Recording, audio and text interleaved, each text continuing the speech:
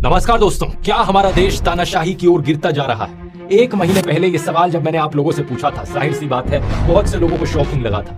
लेकिन किसी भी सच्चे देशभक्त के लिए जो सही मायनों में देश की परवाह करता है, उसके लिए सवाल बहुत जरूरी है। कुछ लोगों को डाउट हुआ था कि क्या सही में ऐसा हो रहा है या नहीं हो रहा, लेकिन पिछले एक महीने में जो कुछ हुआ है देश में, उसे देखकर तो यकीनन आपकी आंखें खुल जानी चाहिए। दिल्ली के चीफ मिनिस्टर अरविंद केजरीवाल को बिना मनी ट्रेल और बिना कन्विक्शन के अरेस्ट कर लिया गया। 3 में से 2 इलेक्शन कमिश्नर्स को प्रधानमंत्री मोदी की मर्जी के अनुसार अपॉइंट किया गया। इलेक्टोरल बॉन्ड्स, इतिहास के सबसे बड़े घोटाले की खबरों को टीवी चैनलों से और अखबारों से गायब कर दिया गया। देश की सबसे बड़ी ऑपोजिशन पार्टी कांग्रेस कह रही है कि उनके बैंक अकाउंट्स को फ्रीज किया जा चुका है, वो कैंपेन नहीं कर पा रहे। सालों पुराने केसेस को लेकर इलेक्शन से एकदम पहले इनकम टैक्स डिपार्टमेंट ने इन पर 1700 करोड़ का फाइन लगा दिया। रिपोर्ट किया जा रहा है कि कम्युनिस्ट पार्टी पर भी 11 करोड़ का फाइन लगा दिया। देश भर से खबरें आ रही हैं कि कैसे ऑपोजिशन के कैंडिडेट्स डिक्लेयर होते ही उन पर ईडी और आईटी के नोटिस आ जा रहे हैं। और कांग्रेस का तो ये तक कहना है कि उन्हें अखबारों में पेड एडवर्टाइजमेंट्स छापने तक नहीं दिया जा रहा। इसको छपवाने के लिए हमने नीचे अपना नाम भी दिया, सारा ब्यौरा दिया कि चंदा दो धंधा लो चल रहा था।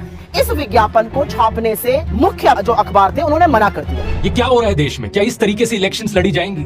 हम लोग क्या कर सकते हैं यहाँ पर देश की डेमोक्रेसी को बचाने के लिए? इन सब सवालों के जवाब इस वीडियो में जानते हैं। और कुछ लोग जिन्हें अभी भी लगता है कि डेमोक्रेसी सुरक्षित है देश में अभी भी, या फिर जिन्हें लगता है कि तानाशाही अच्छी चीज होगी देश के लिए, इनके सवालों को भी आंसर करते हैं।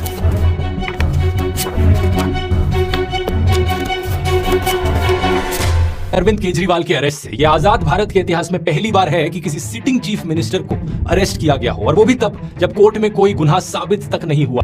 इससे पहले दिल्ली के एजुकेशन मिनिस्टर मनीष सिसोदिया को अरेस्ट किया था, दिल्ली के हेल्थ मिनिस्टर सत्येंद्र जैन को अरेस्ट किया था, आम आदमी पार्टी के एमपी संजय सिंह को अरेस्ट किया था, और ये सब लोग आज भी जेल में बंद हैं। मनीष सिसोदिया को 1 साल से ऊपर होने को हो रहा है और सत्येंद्र जैन को तो 2 साल होने को हो रहे हैं जेल में बंद रहे। सबसे हैरानी की बात यह है कि इनमें से किसी का भी गुनाह कोर्ट में साबित नहीं हुआ है। ईडी का आरोप है कि आम आदमी पार्टी के लीडर्स को 100 करोड़ रुपए की रिश्वत दी गई in exchange of undue benefits Delhi की एक्साइज पॉलिसी के तहत। लेकिन पार्टी की पॉलिटिशियन आतिशी कहती है कि 2 साल से ईडी और सीबीआई इस केस को इन्वेस्टिगेट किए जा रहे हैं, 500 से ज्यादा रेड कर चुके हैं, 1000 से ज्यादा विटनेसेस ला चुके हैं, लेकिन अभी तक एक भी सबूत इन्हें नहीं मिला इस चीज का जो साबित कर पाए कि आम आदमी पार्टी या इनके मिनिस्टर्स ने कुछ गलत किया हो। मनीष सिसोदिया के लॉयर ने यही चीज बताने की कोशिश करी थी दिल्ली हाईकोर्ट को कि यहाँ पर कोई मनी ट्रेल नहीं है। इनफैक्ट इस पॉलिसी से देश की जनता को फायदा हुआ क्योंकि सरकार का रेवेन्यू बढ़ गया था इस पॉलिसी की वजह से, जिसको बाद में इस्तेमाल किया जा सकता स्कूल और अस्पताल बनाने के लिए। तो सवाल ये उठता है कि अगर कोई सबूत ही नहीं है तो कोर्ट इन्हें बेल क्यों नहीं दे रहा? इसके पीछे कारण है PMLA, prevention of money laundering act का कानून। स्पेसिफिकली कहा जाए तो 2018 में जो इस कानून में अमेंडमेंट करी गई थी मोदी सरकार के द्वारा, इस अमेंडमेंट में सरकार ने बेल की कंडीशंस बदल दी, बेल लेने को और मुश्किल बना दिया। बाकी कानूनों में क्या होता है, innocent until proven guilty, bail मिलना आपका अधिकार कंसिडर किया जाता है। लेकिन PMLA में अब क्या हो गया है,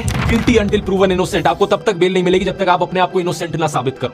इसी 2018 की अमेंडमेंट में ईडी को और ताकत भी दे दी गई थी। इन चीजों को अरविंद केजरीवाल ने खुद भी एक्सप्लेन किया था अपनी अरेस्ट से पहले। ईडी के केसेस में जमानत क्यों नहीं मिल रही लोगों को? अब ये पूरा कानून इन्होंने ईडी में पलट दिया। अब इसमें हो गया you are guilty till proved innocent. इस कानून में इन्होंने ये लिखा है कि आपके ऊपर आरोप लगेगा, आपके ऊपर FIR होगी, झूठा सच्चा जो मर्जी आरोप लगा दें, आपको गिरफ्तार कर लिया जाएगा और आपको बेल तब तक नहीं मिलेगी जब तक आपका मुकदमा पूरा नहीं हो जाता और आप इनोसेंट प्रूव नहीं हो जाते। लेकिन बात सिर्फ इतनी सिंपल नहीं है दोस्तों। अरविंद केजरीवाल के इस अरेस्ट के पीछे एक इलेक्टोरल बॉन्ड घोटाले का भी कनेक्शन। कोर्ट में जो हियरिंग हुई उसके अनुसार अरविंद केजरीवाल को 4 लोगों की स्टेटमेंट्स के बल पर अरेस्ट किया ईडी ने। उनमें से एक इंसान है शरद चंद्र रेड्डी, जो कि ऑरबिंदो फार्मा कंपनी के हेड है। 9 नवंबर 2022 की बात है कि ईडी ने रेड्डी को बुलाया था पूछताछ के लिए इस एलिजिड लिकर स्कैम के केस में। उन्हें जो स्टेटमेंट दी उस दिन वो केजरीवाल के फेवर में थी, लेकिन अगले ही दिन 10 नवंबर 2022 को ईडी इन्हें अरेस्ट कर लेती है। इनके अरेस्ट होने के सिर्फ 5 दिन बाद इनकी कंपनी ऑरबिंदो फार्मा ने 5 करोड़ रुपए का चंदा डोनेट किया बीजेपी को इलेक्टोरल बॉन्ड्स के जरिए। ये चीज हम जानते हैं इलेक्टोरल बॉन्ड डेटा को देखकर। आप क्रोनोलॉजी समझ लीजिए। ये करीब 6 महीने तक जेल में रहते हैं। अरविंद केजरीवाल ने कोर्ट में कहा कि इन्होंने 9 अलग अलग स्टेटमेंट्स दी इस 6 महीने के पीरियड में, जो कि सारी स्टेटमेंट्स केजरीवाल के फेवर में थी। उसकी अरेस्ट हुई, उसके बाद उसके 9 स्टेटमेंट्स होते हैं, 9 स्टेटमेंट्स वो मेरे खिलाफ नहीं बोलता। उसके बाद 6 महीने उसको अरेस्ट करने के बाद 25 अप्रैल को वो टूट जाता है। लेकिन 25 अप्रैल 2023 को 6 महीने जेल में रहने के बाद अगली स्टेटमेंट जो देते हैं वो केजरीवाल के खिलाफ होती है। अगले ही महीने मई 2023 को ईडी इन्हें बेल दे देती है और जून 2023 में ये ईडी के अप्रूवर बन जाते हैं इस केस में। और बेल मिलने के करीब 6 महीने बाद इनकी कंपनी 25 करोड़ रुपए की और डोनेशन करती है बीजेपी को। अब देख रहे हो दोस्तों किस लेवल का खेल खेला जा रहा है। इलेक्टोरल बॉन्ड्स का डेटा हमें बताता है कि टोटल में इनकी कंपनी ने 52 करोड़ रुपीस की बॉन्ड्स खरीदी थी, जिनमें से 2/3 करीब 34 करोड़ रुपीस बीजेपी के पास गई, 15 करोड़ BRS के पास और 2.5 करोड़ TDP के पास। यही कारण कि आतिशी ने कहा कि इस एलिजिड लिकर स्कैम का जो मनी ट्रेल है वो आम आदमी पार्टी के पास नहीं बल्कि बीजेपी के पास जाता है। ये है मनी ट्रेल, शरद चंद्र रेड्डी की कंपनियों द्वारा दिया गया भारतीय जनता पार्टी के बैंक अकाउंट में पैसा। जो बाकी 3 लोग हैं जिनकी स्टेटमेंट्स की वजह से अरविंद केजरीवाल को अरेस्ट किया गया, उनकी कहानियों में भी ऐसी ही क्रोनोलॉजीज आपको देखने को मिलेंगी। शायद यही कारण कि अरविंद केजरीवाल एक के बाद एक समन्स मिस किए जा रहे थे ईडी के, और उन्होंने ईडी के इन सारे समन्स को इलीगल ठहराया। उनके अनुसार ईडी का मकसद सिर्फ और सिर्फ इन्हें किसी भी बहाने से अरेस्ट करना था, जिससे कि पार्टी को खत्म किया जा सके और दिल्ली और पंजाब की सरकारों को गिराया जा सके। एक 8 मिनट की ऑडियो रिकॉर्डिंग है इस केस की, जब अरविंद केजरीवाल खुद को कोर्ट में डिफेंड कर रहे थे। अगर आप वो सुनना चाहें तो उसका लिंक डिस्क्रिप्शन में है। अरविंद केजरीवाल के अरेस्ट पर रिएक्ट करते हुए कांग्रेस पॉलिटिशियन राहुल गांधी ने कहा, डरा हुआ तानाशाह एक मरा हुआ लोकतंत्र बनाना चाहता है। नेताओं को धमकाया जाता है, पैसे देकर सरकारों को गिराया जाता है, नेताओं को जेल में डाला जाता है। ये पूरी की पूरी मैच फिक्सिंग करने की कोशिश की जा रही है। मीडिया समेत सभी संस्थाओं पर कब्जा, पार्टियों को तोड़ना, कंपनियों से हफ्ता वसूली, मुख्य विपक्षी दल का अकाउंट फ्रीज करना, और अब तो चुने हुए मुख्यमंत्रियों की गिरफ्तारी भी आम बात हो गई है। कांग्रेस पार्टी को यहाँ अलग तरीकों से खत्म करने की कोशिश करी जा रही है, और ये कोशिश भी कई महीनों से जारी है।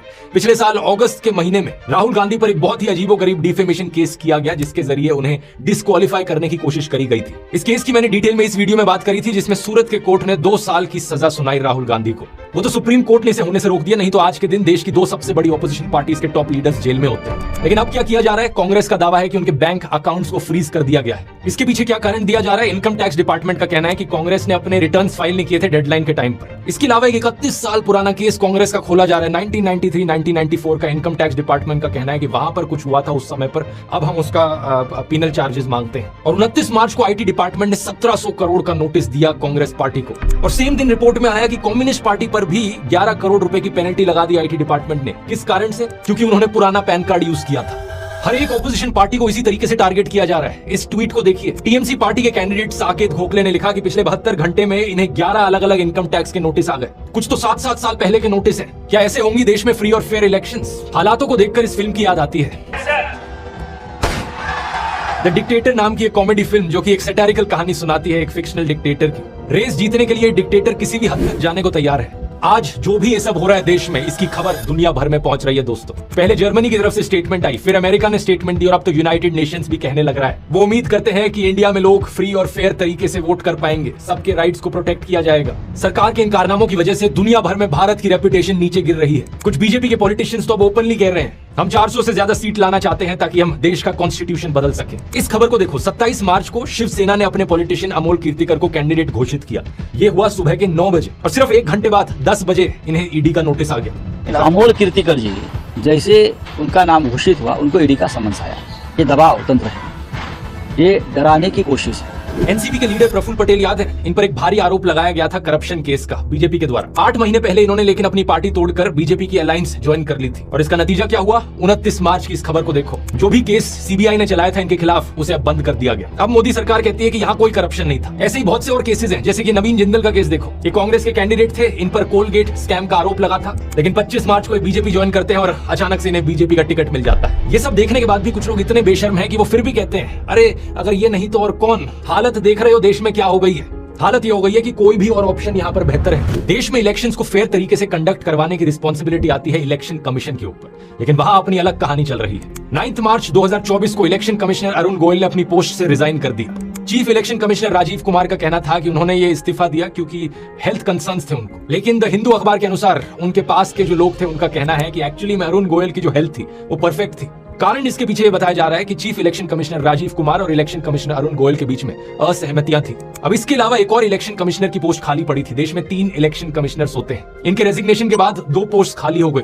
2 नए इलेक्शन कमिश्नर्स को कैसे अपॉइंट किया जाए और कौन अपॉइंट करेगा? मैंने पिछले वीडियो में आपको बताया था कि मार्च 2023 में 5 जज कॉन्स्टिट्यूशन बेंच था सुप्रीम कोर्ट का, जिन्होंने ऑर्डर किया कि इलेक्शन कमिश्नर्स की अपॉइंटमेंट होनी चाहिए 3 लोगों की कमेटी के द्वारा, prime minister, leader of opposition और चीफ जस्टिस ऑफ इंडिया। लेकिन मोदी सरकार करीब 3.5 महीने पहले एक नया कानून लाई यहाँ पर और कहा कि नहीं, इलेक्शन कमिश्नर्स की अपॉइंटमेंट में चीफ जस्टिस नहीं होंगे, हमारी ही सरकार का यूनियन मिनिस्टर होगा और प्राइम मिनिस्टर होंगे और एक लीडर ऑफ अपोजिशन सही। इसके अनुसार 2 नए इलेक्शन कमिश्नर्स अपॉइंट किए जाते हैं। 3 लोगों की जो कमेटी बनाई गई उसमें थे प्रधानमंत्री मोदी, दूसरे थे होम मिनिस्टर अमित शाह और तीसरे थे एक ऑपोजिशन पॉलिटिशियन अधीर रंजन चौधरी। लेकिन इस अपॉइंटमेंट के वक्त भी प्रॉपर प्रोसीजर नहीं फॉलो किया गया। अधीर रंजन चौधरी ने कहा कि एक रात पहले उन्हें 212 नामों की लिस्ट दी गई। और मीटिंग से एकदम पहले उन्हें 6 नामों की शॉर्टलिस्ट दी गई और उन्हें समय ही नहीं दिया गया जज करने के लिए कि किसे अपॉइंट करना चाहिए, उनका बैकग्राउंड क्या है, लोगों का उनका एक्सपीरियंस कितना है, उनकी इंटीग्रिटी कितनी है। प्रधानमंत्री मोदी और अमित शाह ने अपनी मर्जी से इन 2 इलेक्शन कमिश्नर्स को अपॉइंट कर दिया। सुप्रीम कोर्ट ने अपनी तरफ से कंसर्न जरूर एक्सप्रेस किया कि यह गलत है कि इस तरीके से सही डिटेल्स नहीं दिखाई गई, लेकिन उसके अलावा कोर्ट ने कोई एक्शन नहीं लिया।